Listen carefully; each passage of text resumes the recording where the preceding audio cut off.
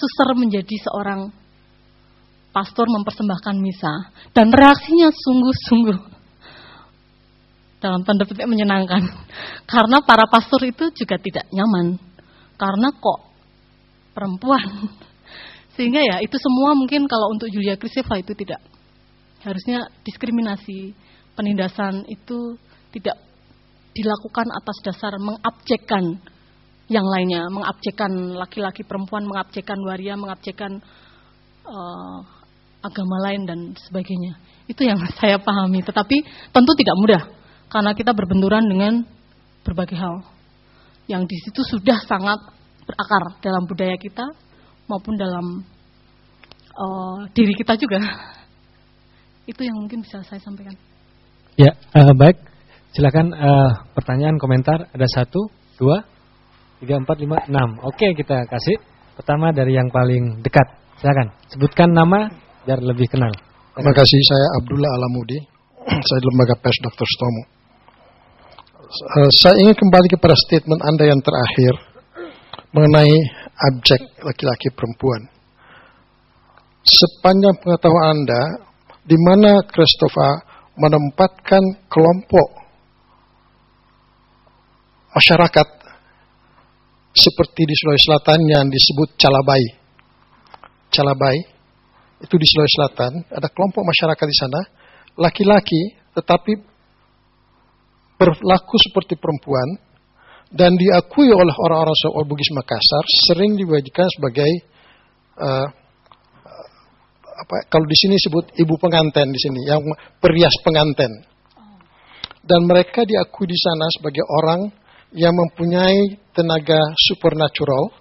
Misalnya seorang laki-laki mau dikawinkan anak perempuan yang menolak, lalu dia dipanggil karena orang tua menghendaki supaya si anak gadis ini kawin dengan anak laki tadi, maka dia dipanggil dengan kekuatan supernaturalnya. Akhirnya si perempuan anak gadis ini mau kawin dengan si anak laki ini. Percaya atau tidak, tapi itu terjadi. Ini masyarakat, satu masyarakat kecil di daerah Sidenreng Rapang di Sulawesi Selatan, disebut sebagai Calabai. Tapi mereka bukan gay, mereka bukan waria seperti dalam arti buruk yang seperti kita lihat di pinggir-pinggir jalan. Tidak. Mereka orang kelompok-kelompok yang terhormat, dihormati oleh masyarakat. Dan disebut Calabai. Calabai artinya itu ya banci kasarnya. Tapi banci bukan dalam arti negatif. Di mana Anda melihat di mana kedudukan dia sepanjang pandangan Kristeva ini. Terima kasih.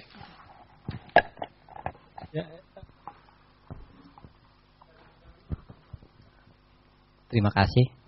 Nama saya Muhammad Ismail. Menarik ya, ketika kita membaca tentang Freud, Julius Kristeva, dan Lacong. Yang saya lihat, mungkin dia melihat dari setiap subjek itu menganggap dari insting seksualitas atau insting kelamin. Nah, lalu bagaimana dengan insting mati gitu? Kalau menurut Julius Kristeva seperti apa? Makasih. Terima kasih. Saya Janu.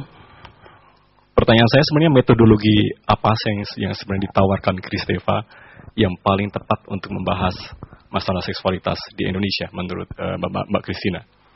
Kalau saya melihat melalui justru Cora itu pemikiran yang paling menarik dari Kristeva untuk melihat atau membahas mengenai masalah lahirnya seksualitas ya, logika seksualitas dari manusia Indonesia gitu.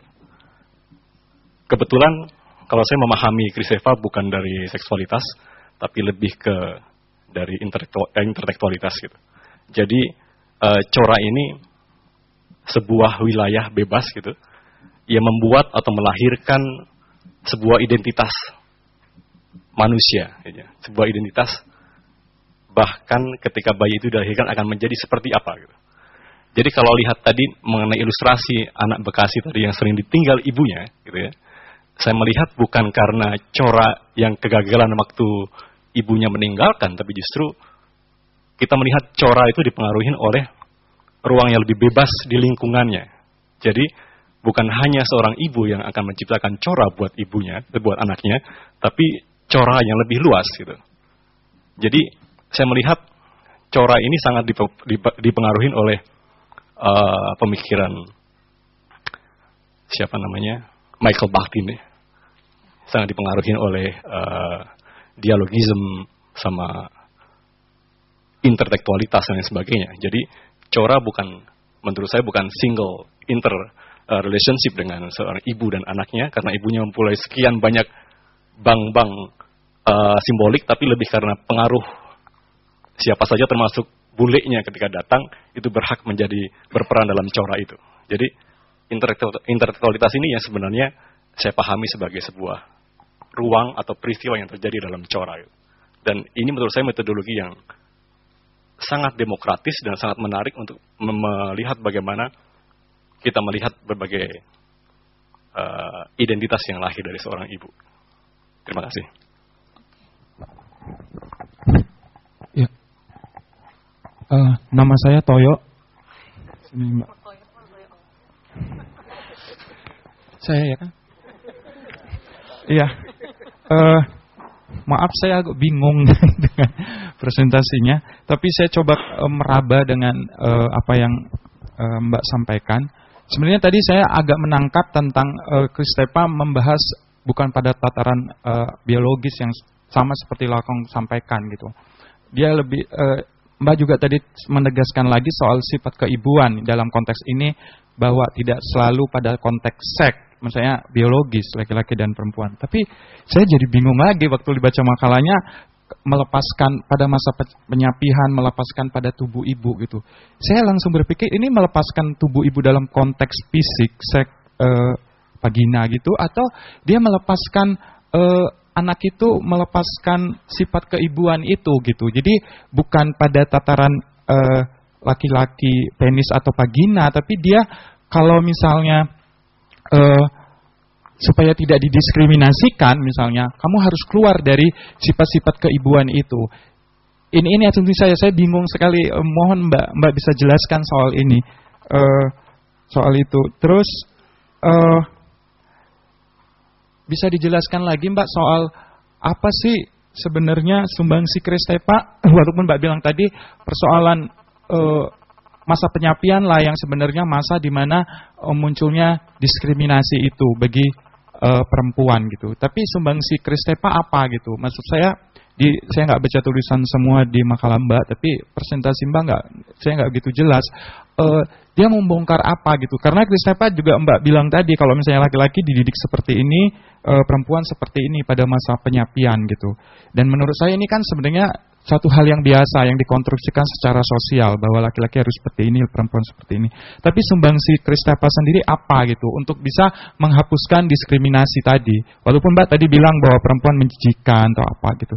Tapi jadi kok saya berpikir kok jadi pada konteks fisik lagi gitu. Kenapa dia nggak mendobrak sistem sosial tadi? Saya tadinya berpikir bahwa sifat keibuan itulah yang membuat diskriminasi bagi seseorang pada saat dia menjadi subjek gitu. Jadi bukan pada dia tidak bisa lepas dengan payudara ibunya, nggak bisa jauh dari fisik ibunya gitu.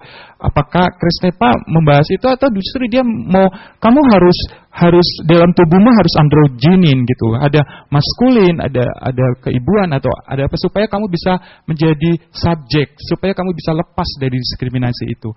Mohon dijelaskan karena saya agak bingung dari penjelasannya. Terima kasih.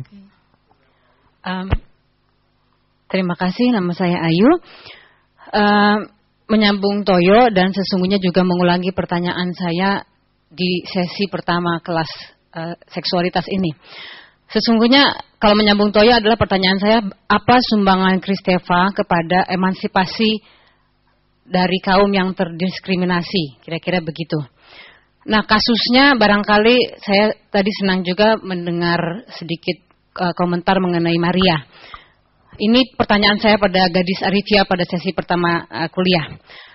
Kalau dalam gereja Katolik kita melihat ada katakanlah Vatikan yang merupakan yang lebih dekat pada dunia simbolik, dan ada Lourdes dan penampakan-penampakan Maria yang